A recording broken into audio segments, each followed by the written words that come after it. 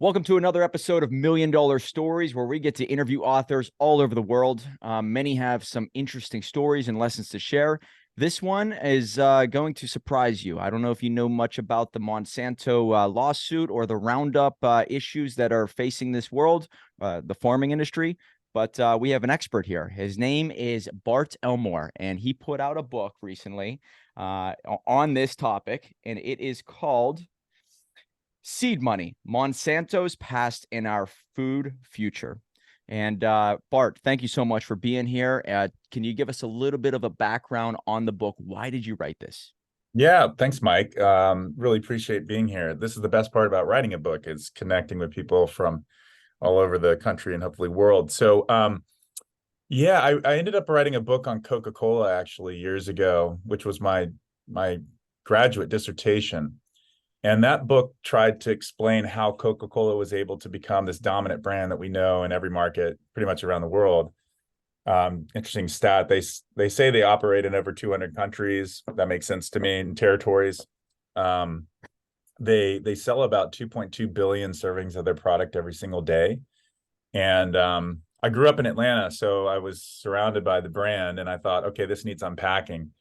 And so I ended up writing this history that looked at each of the ingredients. And yeah, I think I pretty much understand what the secret formula is. And went around to Peru, to India, to different parts of the world to trace that story. And that led me to St. Louis, the city where Monsanto, this chemical company, is from, because it turns out that Monsanto was Coca-Cola's caffeine supplier. Wow. I didn't know that. Yeah, and it was a weird thing because I think of today Monsanto as, as you said, connected with Roundup, an herbicide that's very popular, genetically engineered seeds. But it turns out at the very beginning of its history in 1901, it was a company that was selling caffeine to Coca-Cola, and also saccharin, an artificial sweetener that Coke sweetened their beverage with.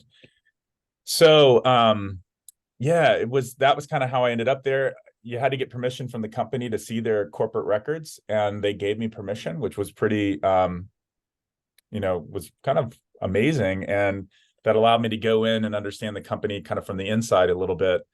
And yeah, almost a decade later, the book came out. As you know, with books, it's difficult to put it all together. As a historian, I ended up having to travel to Brazil and Vietnam to tell this story, and all around the country. And so it was a long project, and traced the whole firm from being a chemical company in 1901 to being this big player in agriculture by the end of the 20th century. It probably scared the hell out of you once you realized how Coca-Cola made it to this level, right? You saw the beginning, you saw the marketing ploys when it comes to having Santa as a part of their marketing strategy, I think in the 1910, 1920 era. And then where it all began, even if you go back to Coca-Cola, there was, I believe, was there cocaine actually part of their product? Yeah, I mean, you can go and check out some podcasts that are pretty fun with me and Coke's archivist kind of debating this. They wouldn't have us in the same room, which I thought was funny, but it's very, very clear, the history of Coca-Cola and this connection that you're talking about here. I mean, look, it's in the name, Coca-Cola. Yeah, right. And coca refers to the coca shrub. And the archival records are very, very clear. They're declassified documents in the National Archives that show specifically where Coca-Cola was getting its coca leaves from. It was a northern portion of Peru where they were accessing their coca leaves throughout the 20th century and into the 21st century. And essentially, yeah, in the early years, it was just the coca leaf flavor, but it would have included, small quantities. And I think this is important to distinguish. We're not talking about like a bump or a line of cocaine, right? Yeah, right. Because that would be very, very expensive. And that's what Coca-Cola says. It's like, how could we possibly have done this? It would be so expensive. Well, turns out that, when you infuse just the tinctures of the coca leaf, you're getting a very, very small portion of that stimulant, the alkaloid cocaine. But they don't like to acknowledge that. I mean, even the fact that it could have potentially had it at all is something that they feel very cagey about, given that we equate the coca leaf with cocaine, the kind of street cocaine that we think of, even though the two are very, very different. In fact, if you go to Peru today, and I did myself, it's still legal to consume coca tea in places like Cusco or Lima. I guarantee you, I have my coffee here. You'll get more hopped up on, you know, a Starbucks espresso than you would off of just the coca leaf, because it's a very mild stimulant, and in the quantity that you would consume it. So yeah, that was part of it. Around 1903, the company did extract any trace of cocaine from the drink, in part due to, it actually had to do with Jim Crow and race. Wow. No national law banning cocaine in the United States at the time, but the South at that time was, you know, segregated, and there were a lot of concerns that were unfounded, of course, that cocaine was contributing to Black crime in the South. And this was being promoted by kind of, you know, Jim Crow segregationists. And Asa Candler, who was a white guy, says, I don't have anything to do with that. So they worked very hard to remove the cocaine based on a racial and racist kind of view of what was going on. And as a result, the drink today has the coca leaf flavor in the drink, but with the cocaine removed. So there remained this trade with these coca farmers that they do not acknowledge throughout the rest of their history. That still has it's merchandise number 5, the 5th secret ingredient in the formula that's part of the drink, but without the stimulant as part of it. Fascinating. Yeah, I read a little bit about the Coca-Cola beginnings, and somewhat scary. There's a lot of propaganda involved, and you know, that's why I really don't drink any type of cola whatsoever right now. And I think I started to get very serious about my health probably right around the 2019, 2020 era, for a couple of years ago, whenever I started to see how corrupt many industries are. So that's whenever I did my research, and I started to see who's buying up farmland. And Bill Gates is absolutely buying up. I think he has the most farmland in the world, or maybe just the United States. So I was seeing his agenda, and it's pretty eye-opening. However, let's go back to Monsanto. I don't know if many people know, but they paid I think it's $11 billion fine simply because of the herbicides. There was a lot of poisoning that was being done. They were breaking regulations. So I would assume this is what the book really highlights. Yeah, it's an interesting story. You know, for me, what I wanted to do was to go back and tell the whole story of Monsanto from 1901 to today.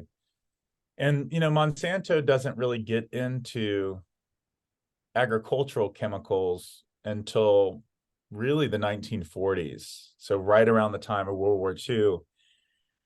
Prior to that, you know, again, they started in 1901, started by a guy named John Queeny. And he's 40 years of age at the time. I'm 41. So I actually kind of relate to him in the book a little bit. He has 2 kids. He's trying to figure out how to kind of make his life work. And he's trying to start this chemical company at a time where basically American chemical companies were way behind the German companies. Bayer, or Bayer as we call it here in the United States, BASF. The whole point of this was to create an American chemical industry that could be independent of the European chemical industry. And that's why he's making saccharin and caffeine. He's trying to support these American businesses, but doing it kind of in the US. You could say made in the US was kind of the model for Monsanto. And like most stories, right, that's a fairly noble thing. Like, we need to have independence from these companies that we're at war with, by the way, by the time we get to World War I and World War II. But over time, of course, as you said, you know, we end up encountering some of these problems. By the way, John Queeny names the company Monsanto after his wife. That's where the name comes from. Oh, wow. Olga Monsanto, kind of tribute to her. Although one could say, given the controversy that they face now, maybe not the best present to give your wife. But anyway, 1940s, they get into various chemicals, including the chemicals that would end up in Agent Orange. 2 herbicides, 2,4-D and 2,4,5-T. My father served in Vietnam, and so for me, this was a very personal story. My He was father in did areas, too. yeah. So there you go, right? And I don't know if your father talked about Agent Orange or had Not any. much. He was more in the Navy. I mean, he was in the Navy, so he was more in the airplanes and doing a lot of the Morse code deciphering. So I don't think he was in the bush, I guess you could say, with Right. where Agent Orange was sprayed. Right. Interestingly, even, people that weren't out necessarily in certain theaters, even around kind of air bases or wherever troops were, they would be spraying this around the barracks and things like this. So exposure was quite extensive. I actually went to Vietnam for that story. One of the interesting things is that dioxin, the contaminant that's the major culprit in Agent Orange, it's a contaminant in the process of making the herbicides that can actually be removed, but you have to pay money to do that. And it turns out that one of the things that we see in the history is the company's not taking the time to make sure that the dioxin would be removed from these herbicides because it was cheaper to just, kind of pump it out. And as a result, dioxin contamination is still in the soil in places like Bien Hoa, which is just north of Ho Chi Minh City, formerly Saigon. And to me, that was baffling. I'm traveling there in 2017. My father had left, half a century earlier, and yet we're still facing these persistent chemicals that are in the environment. And so, they were making these chemicals. In fact, Monsanto was the largest manufacturer of the chemicals in Agent Orange for the U.S. military. Dow was also doing it, but by volume, Monsanto was the biggest. And this was, of course, being used to try and, clear jungle environments so we could expose the enemy, but it had these huge toxic effects. The U.S. military, ultimately, the science becomes clear that this stuff is toxic, 2,4,5-T specifically, and they stop using it. And at this time, Monsanto is looking to try and find an herbicide that could replace that chemical, and they ultimately turn to this new chemical, glyphosate or Roundup. Emerges right after the Vietnam War, kind of as the Vietnam War. Amazing. Yes. Amazing.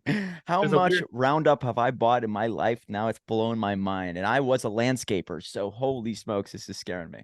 yeah, it's a weird connection. Although I will say this, at the time, the pitch was that this was a less toxic herbicide, and that it seemed to have one of the main arguments was that the way that Roundup worked is that it doesn't it affects a particular enzyme that can be found in plants, but that's not found in mammals. And it's basically a inhibitor of an enzyme that's critical for plants developing the building blocks to allow those plants to grow. And one of the arguments was that humans do not have this enzyme in their body, and therefore we don't need to be particularly concerned about it. Of course, recently, and I'll be clear about this, I have to be careful because the science right now is still unfolding about exactly what does glyphosate do. And I try not to go outside of my boundary of expertise to say definitively this or that, or we know it causes this, or we know it causes that. But some of the interesting investigations that are going on now look at, okay, are there glyphosate inhibits this particular enzyme? And it turns out that microorganisms in the microbiome of our gut, microorganisms in the soil, do have this enzyme, and potentially there could be systemic effects as a result of glyphosate exposure in those spaces. To be clear, researchers are investigating this currently. It's a very hot topic, and I think we'll know more in the years to come. But it turns out that this relatively simple assertion that, hey, we don't have in our bodies, in our own bodies, as opposed to the microorganisms in our body, this enzyme, we're going to be okay if we use this stuff. Turns out that that might not be true in the long run. And so at the time, though, it was pitched as a much better herbicide. And I should say, when you think about some of the chemicals that were being used, probably was an improvement in many ways over some of the things that were coming out of the 1940s chemistry at the time. And they sold it widely. It became the first billion-dollar herbicide in history. So it was extremely profitable. It was a wide spectrum herbicide that worked very effectively to kill weeds. But of course, the biggest stop in pushing this herbicide was Roundup Ready technology, genetically engineered seeds that Monsanto developed and launched in 1996 that allowed crops to tolerate heavy spraying of Roundup during the growing season. So the idea was, you could grow your crops like corn, cotton, soybeans. You could spray Roundup during the growing season and it wouldn't kill your crops because they've been genetically engineered to withstand that spraying. And we see that in 1996, the first introduction of Roundup Ready crops. And that's where this explosion in Roundup use really took off, right? Where we go from, targeted use of Roundup to widespread use of this stuff over time. And that became, something that became deeply problematic as we move forward into the 21st century, and something that, I followed very closely as we moved into today.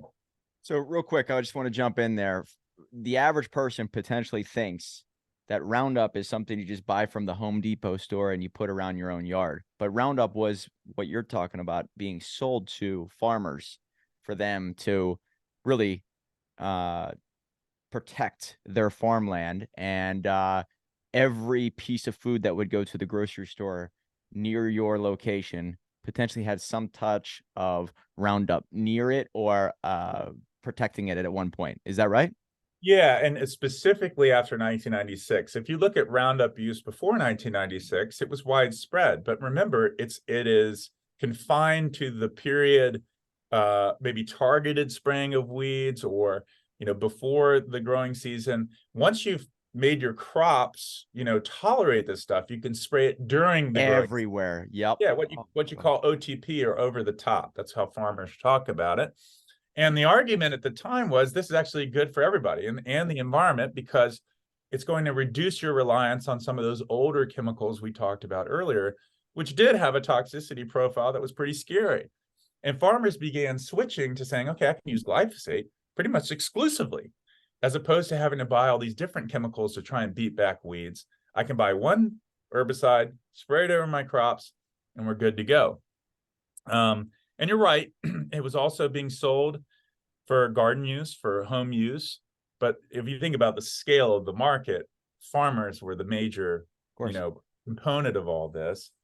And and so they started doing this. One of the things that Monsanto said is that weeds would not develop resistance to all this Roundup. I'm here at Ohio State, where we have the best weed scientists in the world. I will be honest, when I went to my first weed science talk here at Ohio State, I thought they were talking about a different type of weed. I was rudely informed that, oh no, it's like the other types of weeds. I want to go to the weed science talk. Okay. I think everybody listening here potentially like, ooh, I want to go there too. Yeah. I mean, that's a whole nother business opportunity to talk about. But anyway, but we have some of the best weed scientists here who study weeds, and in as early as the late 1990s and early 2000s, they were already seeing in their greenhouses that weeds here in Ohio were developing resistance to all this glyphosate that was being sprayed. And you don't bet against nature. This is obvious. Like if you put that much selection pressure on a weed population, well, it's going to adapt. It's going to genetically adapt, right? Life finds a way, man, just like Jurassic Park says. And yeah, exactly. Great Jurassic Park reference.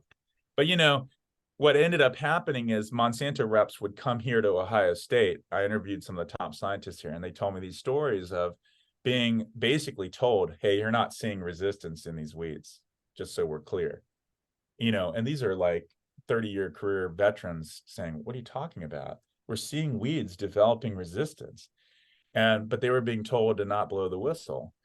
And man, these folks were so pissed off. It was just so frustrating to have corporations come in and say, we're going to massage the science, because these are career professionals who say, no, that's not what we do here. We're a public university. We're seeing resistance. Our job is to tell farmers, hey, be careful. You're overusing this chemical. And regardless of the harm, the health issues, which we've touched on, like what might be the effects of this, you're developing weeds that are developing resistance to this. This isn't going to work long term. And so that happened. And, over time, farmers aren't stupid. I've spent a lot of time talking to farmers, and, they saw resistance. You could lie about it, but, when you start spraying, they needed more and more and more, a higher concentrate probably. Yep. Well, there was that, but even then there were weeds that that just wouldn't wouldn't die because they had developed genetic modifications, as nature does, when you put that much pressure on a population. And just to be clear, Monsanto was publishing papers in scientific journals in the 1990s that assured farmers Roundup will never create resistance, even though weed scientists were saying that doesn't make sense. I mean, if you put that much out there, of course weeds are going to develop resistance. So ghostwriting op-eds, trying to shape the science in ways that were frankly was untrue. And ultimately farmers saw it. I mean, again, you can only hide that for so long. So about around 2005, 2006, farmers are saying, hey, like, this is not killing the weeds. So what are we going to do? Scary. And it was very scary. And I'm writing the book as we move into this period of the 20 teens, when Monsanto began developing what were called stack traits. So developing seeds that would confer resistance to various herbicides, okay? So this is where it gets really weird. So now you have crops that you can spray glyphosate on. We've already had that technology. You've modified the plant so it can tolerate that. Oh, but guess what? You can spray this other herbicide too. And we've put a gene into those plants that allow you to spray multiple herbicides. It's what's called stack traits. So now you can spray Roundup, kill some of the weeds, but for those weeds that are resistant to Roundup, now you can spray this other herbicide. And there was a proposal recently for a plant that could withstand 5 different herbicides. So this is the thing, Mike, that I like to stress to audiences, because everyone's focused on Roundup and does it cause. For example, some of the studies are suggesting there's links between non-Hodgkin's lymphoma and Roundup, and that's the big topic right now. And again, I think there's a lot of debate and discussion about a lot of science coming out, that's trying to unravel this. But my big message to folks is glyphosate is only part of the story, because you're spraying a kind of cocktail now of different herbicides over your commodity crops. And, it's a question of what, at the volume that you're doing that, again, you can now spray it during the growing season. So that unleashes a lot more volume. What's the systemic effects of all this? And more importantly, let's just take aside the health issue. You're replicating the same problem. One of the traits, for example, is dicamba. So an herbicide that you can spray that's called dicamba. Nobody's really talking about it, but they should be. And so you got glyphosate and dicamba. You can spray both on your crops because they're genetically engineered to resist both. Well, the problem with dicamba is that it's volatile. And we're also seeing that you're spraying it at a very high rate. So we're already seeing dicamba-tolerant weeds. It's a cycle, right? And so now it's like, okay, well, you need another herbicide to kill the dicamba-resistant weeds. Does that make sense? Yeah. And it's a cycle of more and more herbicides. We're using more herbicides than we ever have before. And we were promised that the system would reduce the pesticides that we were using on our farms. So this is the big story of our time. And I think we've really got to confront it with open eyes, that we're not getting out of the cycle. We're kind of perpetuating it over time. So you did mention that Bayer is associated with Monsanto. Does Monsanto own Bayer, or is there some type of an allegiance or partnership there? Yeah. So what happened as I was writing this book is the German firm that you think of as aspirin, Bayer aspirin. We say Bayer here. If you're in Germany, it's Bayer. That company bought Monsanto in 2018. Got it. And that's scary. Now, we're if anybody's listening here, Bayer, a medicine company, owns a chemical that is infecting your food potentially. They say protecting, but could cause problems, therefore perpetuating greater sales for the aspirin, for Bayer, for anything associated with the medical world. So and just to put a fine point on that, Monsanto, earlier in their journey was a company that invested in pharma and ag chemicals. Actually, they had, as many companies did, a diversified portfolio going into the 1990s. For example, Monsanto was the same company that ultimately, through a merger with Searle, owned aspartame, which is in Diet Coke drinks and things like that. Mm-hmm. They had That's the one word I've heard many times. Stay away from aspartame. Yeah. there's some interesting studies coming out there about that. So, but right now, even as we went into the 1990s, you had a company that was doing both. Talking to people inside the company, it was actually very interesting. They would say that they thought of things in the ag business like the pharma industry, like, selling prescription drugs to a doctor. They would court farmers in the same way. So, honestly, there's a similar kind of sales strategy, which I think is worth us thinking about, given Purdue and all the kind of pharma issues that we've faced over the last several years. But Bayer, yes, ends up having a life sciences arm. They buy this system, the Monsanto network of seeds. And I should mention that too. Monsanto, as it was doing this, was buying up all the seed companies in the same way that, like, maybe Microsoft would buy up software competitors or something, creating a monopoly really in the seed market, owning, some of the most important germplasm or seeds the world has ever cultivated, and then having proprietary control over those seeds. And so that's what Bayer wanted, really. And they get it in 2018. And I'm writing the book and I'm thinking, okay, what's going to happen here? And as you mentioned, the Roundup cases started emerging, where juries out in California were finding that there was enough evidence to suggest that people's non-Hodgkin's lymphoma was linked to exposure to Roundup. Now, again, the science, there's a lot of things coming out about this, and I think people should go and read up on this and see what's happening. But juries were finding this to be so. And in 2018, right after they merged, the first case was decided, the Dwayne Johnson case. And it was about $270 million verdict for one person with 120,000 cases in the wings. Oh my God. Oh my God. So the company's market, you can see it at the 2019 shareholders meeting. Their stock price just started dropping. And get this, within a matter of a year, Bayer's market cap was essentially half of what it was when it bought Monsanto. Let's put it another way. When Monsanto was purchased, Bayer essentially spent the same amount of money to buy Monsanto as they were worth 12 months later. It was one of the biggest financial collapses of a major corporation I've ever seen in history. I mean, you could think of maybe asbestos and some companies just going bankrupt as a result of that. And I was watching it unfold and I was like, oh my gosh, are we watching the implosion of one of the biggest firms in the world? You think back to Bayer Aspen, goes back to the 19th century, Yep.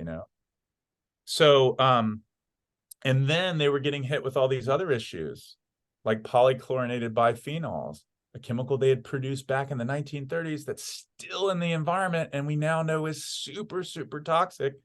They were the only manufacturer of it in the United States. And Bayer's sitting there saying, wait a minute, we bought this company, now we're liable for it. And if people go investigate on their own, they can go check it out on newspapers. You'll see that PCBs settlements are happening all across the country, with states like Washington settling for, I don't know, $700 million here, $300 million here. It's just eating away at Bayer. And they don't know what to do because it's literally, dragging the company down. So stay tuned. I think it's a remarkable, we're thinking about business and seeing the $1 million book back there. This is a company that was worth, I want to say $120 billion. I think it was market cap, something like that, reduced to less than 60 billion. I mean, this is a moment to reconsider. And I think the financial markets are essentially saying this model is broken. Let's rethink what we're doing here when it comes to our food. Oh man, I didn't know much about Bayer, but I'm going to do a lot of digging after this. What have you seen when it comes to, was there a major explosion of cancer outside of the involvement of Monsanto with Roundup within the farms and being widespread? Did you notice any type of result? And what makes me think of that is that I just did a little bit of research on sunscreen. You would think that when sunscreen was given to the world, that skin cancer would go down. Well, it skyrocketed. So there was an obvious trend. Have you noticed anything like that? I think it's difficult to try and unpack all the things that are going on. I'll back up and say what I would say is more problematic is the confluence of all of these stories. I think a lot of people want to say, oh, glyphosate or oh, dicamba. I teach the history of the American chemical industry from the 1940s to today at Ohio State. The story we're not saying is the kind of confluence of chemical compounds that are out in the environment, of which, when you think about what you take in, all of these things are interacting in ways that, it's very difficult to say, is it this? Is it that? Still too new, right? As you're saying, it's still too Right. new. Within 100 years, you're talking about Rockefeller and the 20s with the pills that they introduced, right? I mean, that's only been 100 years. So yeah, it's very tough to dissect because there's so many chemicals, so many variables, right? PFAS in the news, in the water systems, PCBs, as I mentioned, still out in the environment. Even people have metabolites of DDT, which essentially was banned in the United States in 1972 because of the persistence of some of these compounds. You put on top of that a sweet kind of cocktail of herbicides that are now being used to try and beat back weeds that are developing resistance. So you're adding more into that system. This is, to me, when I step back and look at it and people say it's this or it's that, I'm kind of saying it's the whole narrative here that we've got to kind of confront. And I think that goes back to, okay, so what do we do? I think there's several things. I mean, one is to think about, trying as individuals to limit your exposure to different things. I certainly try to, as much as I can, consume food that is either, and I get that this is, when we think about price point and what people are able to do, but trying to avoid products that aren't organically made. But even then, in a system in which you've got water systems that are tainted with chemicals, things like that, it's increasingly becoming difficult, even when you went organic. Yep. To deal with this. I'll mention one thing here on that. Dicamba. We talked about this chemical that's being used now. It's volatile, as I said. The problem with it is when you spray it in hot temperatures in the growing season, farmers will tell you it jumps. Okay. Which means when you spray it on your target in July, and I grew up in Georgia, so I'm thinking 95 degrees, it can vaporize and then move off target and hit farms adjacent to where you are and hit sycamore trees or gardens or wherever. It drifts. It's not controlled when you spray it because it vaporizes. Now, Monsanto knew this, and I went to the trials where these documents were released, where they internally admitted that they knew it was going to drift. They even came up with a term of farmers who would get hit with this dicamba drifting onto their farm. And let's be clear, if you're a farmer that did not buy their genetically engineered crops to tolerate dicamba, guess what? Your crop is going to be damaged. And you might be saying, well, wait a minute, is that a business strategy? Like, were they selling dicamba knowing that, as they put them in their own internal documents, driftees would be hit? And sure enough, there's this confidential slide that I have in the book that we found in the court case where they said one of the best ways to sell this new dicamba tolerant crop is to pitch it as protection from your neighbor. Oh my God. Wild, right? Fear-based selling. And it was actually true though. If they don't get it, it's gonna hurt them. Look, I get calls, partially one of the reasons I talk I have a policy of I'll talk to anybody where anytime, because I think these are conversations that are complicated, right? When we think about the science of what's causing what, I want to be fair to that. We still have a lot to unpack, but we know certain things about how this was deployed. And the way that this was deployed, you can see these moments where people are making choices that are not ethical, that is using fear and knowing that your product is going to hit farmers. This goes back to organic. This is the connection I'm trying to make. So let's say you want to make organic tofu. And so you're going to make soybeans over here. Well, you're not going to have dicamba tolerant traits because you can't have genetic engineered traits in organic soybeans. But if someone's spraying dicamba over here and it drifts, you're going to get hit. Yep. And so I would get calls after podcasts where farmers would say, hey, please talk about this. Because only 2% of the population, less than 2%, are farmers who make our food. And most of us aren't aware of this stuff.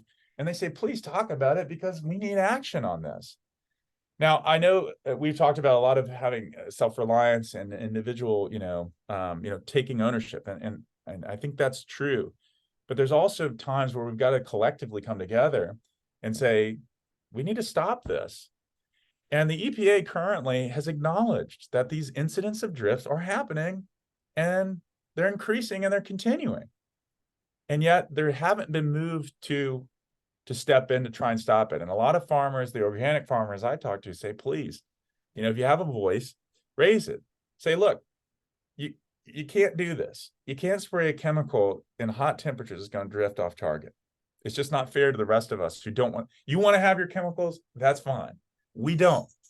But this is not. We don't have choice. We're going to get hit.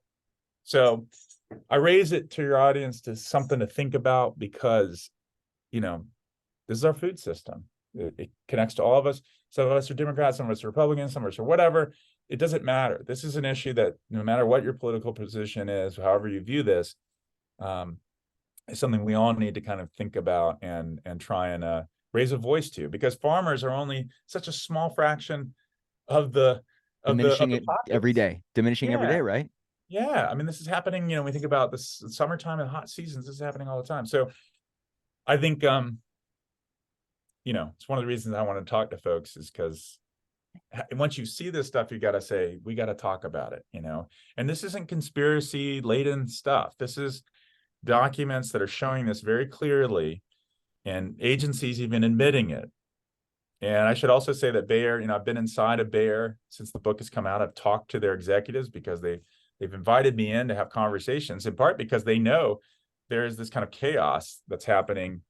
And I think there are people that even inside the company who want to do better. But man, the bottom line is a powerful force for keeping the status quo going. The more knowledgeable you are on certain topics, it kind of wakes you up to other parts of the world that are, somewhat hidden to the masses. And I think of Plato's Allegory of the Cave. Have you ever read that book at all? No, I don't think I have. So it basically talks about how there are individuals within a cave and they're all prisoners, but one breaks away and then gets outside and realizes that his whole life was a lie. The shadows on the wall, everything they've been eating, everything's a lie. That individual goes back down into the cave and tells the other prisoners, hey, everything we were told was a lie. And the prisoners, you would think, would be happy. Well, actually, they hate the person for waking them up. So it's like that individual who sets them free is the one that's the enemy. And when you see what happens within these industries and you try to wake other people up, is it sort of is it an eye-opening experience that some people just don't want to listen? Some people don't want to wake up. And then are you noticing a trend where it's actually getting worse? You're talking about the EPA and you're talking about government. Well, I don't think any of them have our best interest at heart simply because of corruption. That will always exist. And I see a growing trend where, well, it's as long as money is at play, lobbyists, individuals are always going to be given misinformation by the government, by these EPA, because behind the closed doors, there's money being transacted. And as long as these big companies are funding these politicians' pockets, the only way to fight this, and this is my philosophy on everything, is just to be completely self-reliant and independent financially, mentally, physically. So any type of crutch, you got to stay away from it. That pill for a headache, stay away as long as you possibly can until you can't take it anymore. So get your rest, worry about your stress, drink your clear water, filter your water, grow your own crops. I think it's the only way to do it. But what do you say? Have you noticed that you have become the enemy in many people's eyes? And then also, do you have a solution? Do you have a habit, a schedule that you recommend to other people? Yeah, I think I probably take a middle road to some things you were talking about. I think I totally see a perspective that is, you got to watch out and you've got to do your things for your family and for yourself that are going to do the most important things to protect yourself. For example, I have an APEC filter below my my sink, and I don't know if you have APEC as well. I don't know if that's what it is. It is APFI, I think. Maybe that's what it is. APF5. Okay, yeah, there's lots out there, but I have an extra one because of, I study this stuff, and I have students who come over, test my tap water, and say, okay, I want to get this better, and I want to take some ownership over that. So I think there's a lot. So things like that, paying attention to where you're getting your water from, the basic elemental thing you need to survive. You probably want to make sure it's about as clean as it gets. Same thing with food, trying the best that you can. But part of what we're seeing in the story is that those actions really do only go so far. There are moments, I think, where we have to say, we've got to have some collective action here. And I think you're absolutely right. The students in my class on, environmental issues, we say, how do we solve this? And the first thing is, oh, we got to go to this law or that. And I say, wait a minute, isn't the first law campaign finance reform and getting money out of this system that is all about corrupting institutions and agencies? I think it's the first step. We know this. I mean, again, whether you're Republican, Democrat, whatever your background is, 100%. We all want an elegant government that's responsive to the interests of the people as opposed to private interests. So I think it is the starting point. If we're fighting for any of these issues, we need to be fighting for that as well, to take back a government that, can be of the people and by the people. But that said, one of the things I've noticed is when it comes to businesses, for example, there's an argument of, kind of just let them solve some of these issues. Well, the problem with environmental pledges is that, there's a lot of pledges that are made and they're just not met. There's a study that came out in 2019 that looked at the environmental pledges of sustainability for the top 300 companies in the economy. It was done by Bain Consulting Company. And they looked at the success rate of firms meeting their sustainability promises. They say this year, by 10 years later, we're going to do this. And they looked at the success rate, and they found that there was a 4% success rate when it came to businesses meeting their promises that they tell consumers that they're going to make. A 96% failure rate on these questions of, we're going to clean up this environmental issue or whatever. I tell my students, if you get 96% of the questions wrong on the exam, I mean, I don't know what to do. I think we're going to have to say that's an F, right? So there's a side to this that I do think that rules matter. And I think we do have to change the way that government functions in terms of money coming in. But frankly, we need it. On the scale of the problem that we have, there are going to have to be some interventions that are targeted, that say, you cannot do this, bad actor. Because unfortunately, even if you want to choose to have the organic soybean, right now, the way that people are spraying this chemical, that person just can't make that choice. He's going to get hit whether he likes it or not. So anyway, I think there's kind of a middle ground here of trying to create a more elegant government intervention. But frankly, it requires all of us to act as citizens and to vote people in office who are going to say, campaign finance reform, number one, get this lobbying and all this special interest out of the mess. We never wanted this in the first place, and that's going to be hard work to do, but it's the only way forward, really, in my mind. Has it been an optimistic journey where when you share this message, you are starting to see somewhat of a change out there? Are you starting to see people listen, or are they turning a blind eye? What are you noticing?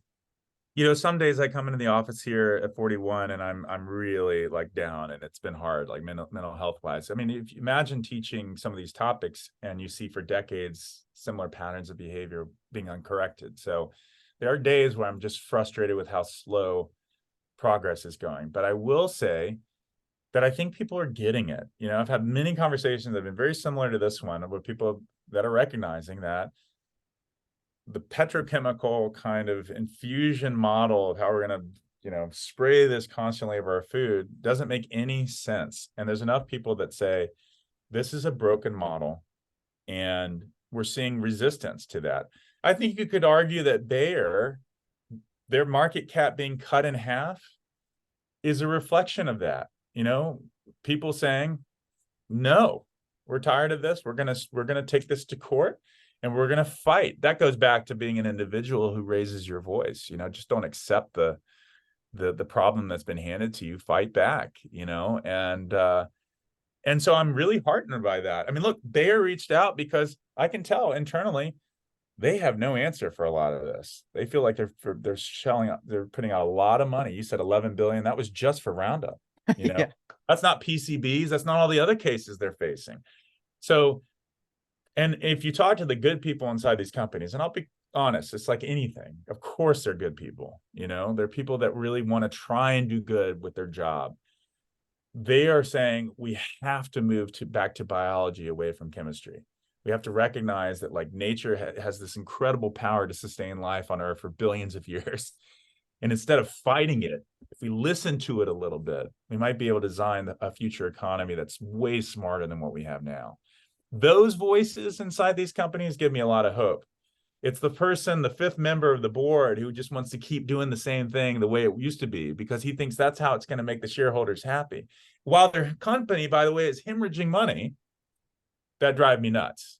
And so I think it's about trying to raise those voices up who are saying, we can do this differently inside these firms. And part of that, I think, is creating new rules that help them out. So anyway, I think there are days where I have hope. There's days where I'm like, golly, man, we got some big things to fix. But I do appreciate the opportunity to chat about it because it's the best part of writing a book. Yeah, courage, conviction, and clarity. If you have all those qualities, then you can do wonders, I think. And having an open mind does that. I was on a plane recently, about a year ago, I guess, and she was really talking up Pfizer. I think it was Pfizer. Mm-hmm. And I said, have you ever looked into the research behind that company, the history, the beginnings, even a couple years ago? And she goes, oh, no, but they've done so much for the world. I said, go on Google right now and type in who paid the largest fine in history. And she's like, oh, well, I think it was this company. I'm like, just do it right now. She's like, oh, I don't have internet. So I pulled up my phone right in front of her.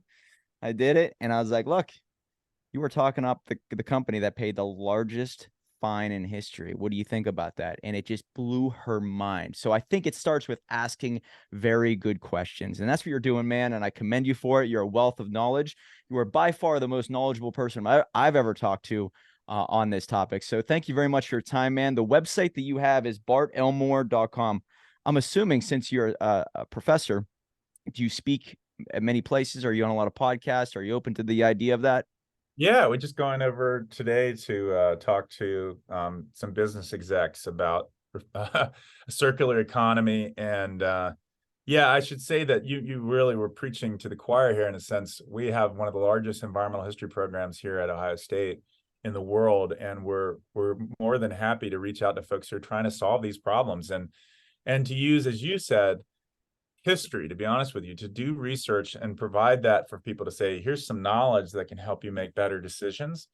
We believe as historians that you can't solve the problems of the future without like confronting the past. So for those out there who are looking for, folks who can help them think through those things, Ohio State's become a really great place to do that. And we're about to meet with a bunch of folks who are opening themselves up to those conversations as opposed to trying to like silence their critics, It actually helps when you lean in and try and listen to those who might have some critical things to say, but who want to, in the long run, make things better. So we're here for you. Cool.